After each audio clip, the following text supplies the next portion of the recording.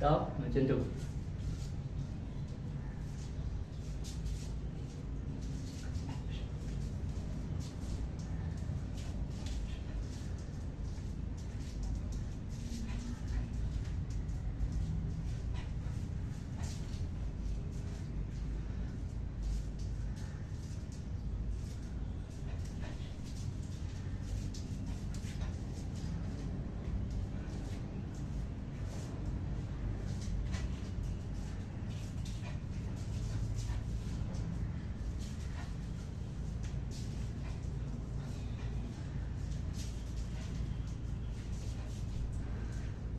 Okey, itulah contoh 3 aliran dalam mazhab ilmu parang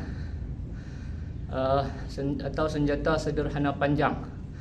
Okey, untuk menjadi seorang fighter, kita tak mampulah nak orang kata apa, nak menguasai semua aliran,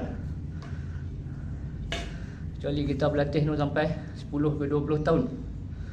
Jadi kita terpaksa pilih satu di antara 3 aliran tu untuk kita mahirkan. Barulah orang kata nak fight boleh. Kalau tidak, kita cuba main semua benda, lah kali kita tak mahir semua benda. Dia konsep dia, satu skill yang kita mampu untuk kuasai